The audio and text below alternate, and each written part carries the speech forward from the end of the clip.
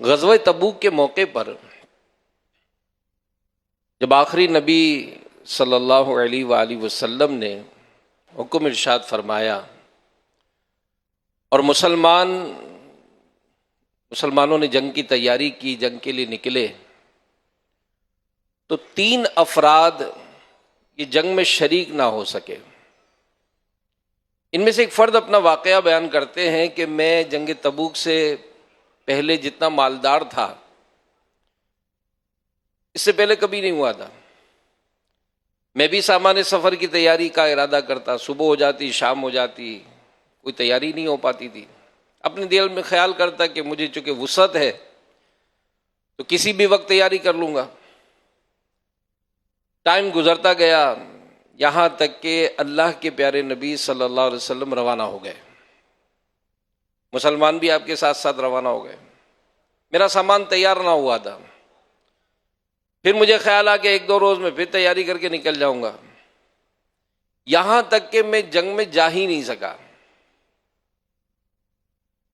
اب جب نبی پاک صلی اللہ علیہ وآلہ وسلم غزوہ تبوک سے واپس تشریف لائے تو میں حاضر ہوا۔ اللہ کے پیارے نبی صلی اللہ علیہ وآلہ وسلم مجھے دیکھ کر مسکرائے اور ناراضی کے انداز میں مسکرائے اور فرمایا کہ آؤ میرے سامنے بیٹھ جاؤ۔ پھر نبی پاک صلی اللہ علیہ وآلہ وسلم نے ارشاد فرمایا کہ تمہیں جنگ میں شرکت سے کس نے روکا؟ اس نے عرض کی کہ حضور میرا کوئی عذر نہیں تھا۔ حضور علیہ الصلوۃ والسلام نے فرمایا کہ تو نے سچ کہا، اٹھ جا، تمہارا فیصلہ رب تعالیٰ خود فرمائے گا۔ میں نے لوگوں سے پوچھا کہ کوئی اور بھی ہے میری طرح یا میں ہی ہوں؟ تو کہا 2 اور بھی ہیں۔ چنانچہ ہم تینوں کے ساتھ یہی معاملہ ہوا۔ حضور علیہ الصلوۃ والسلام نے ہم تینوں سے بولنے کی ممانعت فرما دی، کوئی شخص ہم سے کلام نہ کرے۔ لوگوں نے ہم سے بولنا چھوڑ دیا۔ میں بازار جاتا، نماز میں شریک ہوتا، کوئی مجھ سے بات ہی نہیں کرتا تھا۔ غرض یہی حالات چلتے رہے یہاں تک کہ مسلمانوں کا بات چیت کرنا یہ بڑا مجھ پر گرا گزر گیا۔ میں ابو قتادہ رضی اللہ عنہ جو میرے پڑوس میں تھے، ایک دن میں ان کی دیوار پر چڑھا۔ وہ بھی رشتے میں میرے چچا زاد بھائی تھے، مجھ سے تعلقات بھی بہت زیادہ تھے۔ میں نے انہیں سلام کیا، انہوں نے سلام کا جواب نہیں دیا۔ میں نے ان کو قسم دے کر پوچھا کہ کیا تمہیں معلوم نہیں کہ مجھے اللہ اور اس کے رسول سے محبت ہے؟ اس پر بھی انہوں نے جواب نہیں دیا۔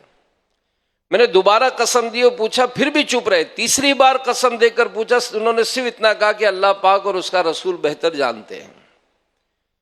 کہتے یہ جملہ سن کر میری آنکھوں سے آنسو جاری ہو گئے۔ اسی معاملے میں ایک عیسائی بادشاہ کا خط مجھ تک پہنچا۔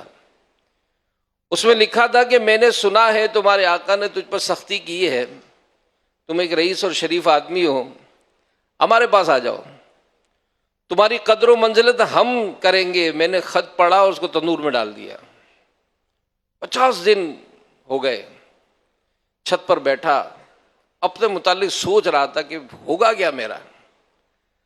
تو پہاڑ کی چوٹی سے ایک شخص نے مجھے کہا تمہارے لیے خوشخبری ہے۔ میں نے سجدہ شکر ادا کیا، خوشی میں رونے لگا۔ ساتھ ہی ایک صاحب گھوڑا بھگاتے ہوئے آئے اور کہا کہ حضور علیہ الصلوۃ والسلام نے صبح کی نماز میں تمہارے لیے عام معافی کا اعلان کر دیا ہے۔